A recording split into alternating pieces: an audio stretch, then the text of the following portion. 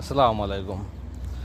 হাসনাত এবং সার্জিসকে গালি দিয়েছে এক নারী সাংবাদিক, এবং গালি দেওয়ার পর সে নারী সাংবাদিককে চাকরিচ্যুত করা হয়েছে, যে তিনি আর চাকরিতে নেই, এবং তিনি না, তার সহকর্মী আরও দুইজন, মোট তিনজনকে চাকরিচ্যুত করা হয়েছে। এবং চাকরিচ্যুত করার সাথে সাথে হাসনাত আবদুল্লাহ একটি ফেসবুক স্ট্যাটাস দিয়েছে যে এখন তাদের চাকরি ফেরত দিতে হবে, কারণ আমরা এই মত প্রকাশের জন্যই যুদ্ধ করেছি, যে যারা আমাদের সাথে একমত হবে তারাও মত প্রকাশ করবে, যারা আমাদের সাথে দ্বিমত হবে তারাও মত প্রকাশ করবে। এই মত প্রকাশের স্বাধীনতার জন্যই আমরা যুদ্ধটা করেছি। এখন দেখেন, উনি একটা মেচুয়ার্ড সিদ্ধান্ত নিয়েছেন যে হ্যাঁ, অবশ্যই তাদের চাকরি ফেরত দিতে হবে। এখন হাসনাতকে বা সার্জিসকে গালি দিলে কেন চাকরিচ্যুত হবে? এখন বিষয়টা হলো প্রাইভেট এবং পাবলিক। হাসনাত সার্জিসকে কি আর কেউ গালি দেয় না?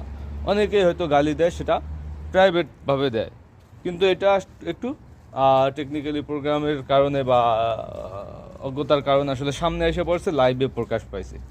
মানে ওনার যে বক্তৃতাটা, উনি যে গালিটা দিয়েছেন, এটা আসলে ওনার প্রাইভেট গালি, সেটা আনফর্চুনেটলি এটা পাবলিকলি চলে আসছে। তখন পাবলিকলি আসলে গালি দেওয়া যাবে কিনা, পাবলিকলি গালি দেওয়ার জন্য কোনো অপরাধ কিনা, বা রাষ্ট্র এটাকে সমর্থন করে কিনা, রাষ্ট্রের কোনো বিধিনিষেধ আছে কিনা? যদি বিধিনিষেধ থেকে থাকে তাহলে রাষ্ট্র বা হাসনাত আবদুল্লাহ সার্জিসটা চাইলে সেটা রাষ্ট্র অনুযায়ী ব্যবস্থা নিতে পারবে। কিন্তু এখন এই মত প্রকাশের স্বাধীনতা দিতে গিয়ে যদি এখন গালিও শুনতে হয়, তারা সেটাকেও মেনে নিয়েছেন হাসনাত সার্জিসরা, যে গালি তিনি দিতেই পারেন। এবং হাসনাত সার্জিস ফেসবুকের পেজে বা তাদের প্রোফাইলে কমেন্টে গেলে দেখবেন অনেক মানুষ আছে, তারা তাদেরকে পছন্দ করে না, ভালোবাসে না, তারা তাদেরকে গালিগালাজ করে।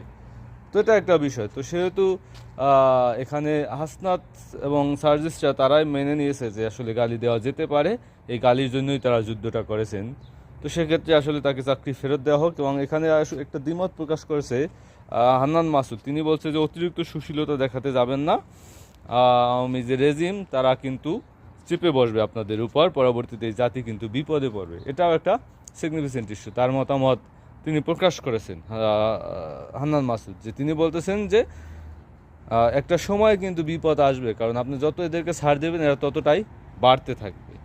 সেটাও একটা দিক, সেটাও তিনি তার মত প্রকাশ করেছেন। কিন্তু রাজনৈতিক দল হিসাবে, নতুন একটি রাজনৈতিক দল হিসাবে হাসনাত আবদুল্লাহ যেটা বলেছেন যে এখন চাকরি ফেরত দিতে হবে, এটাকে আমি সমর্থন করি, এবং এটাই হওয়া উচিত রাজনৈতিক দলগুলোর, যেহেতু এখন তারা আসলে ওই ব্যক্তি পর্যায়ে নেয়, তারা এখন জাতীয় নেতা, এবং জাতীয় নেতা হিসাবে তাদের এরকমের ম্যাচুরিটি আসা উচিত এবং এরকমের সিদ্ধান্তই নেওয়া উচিত।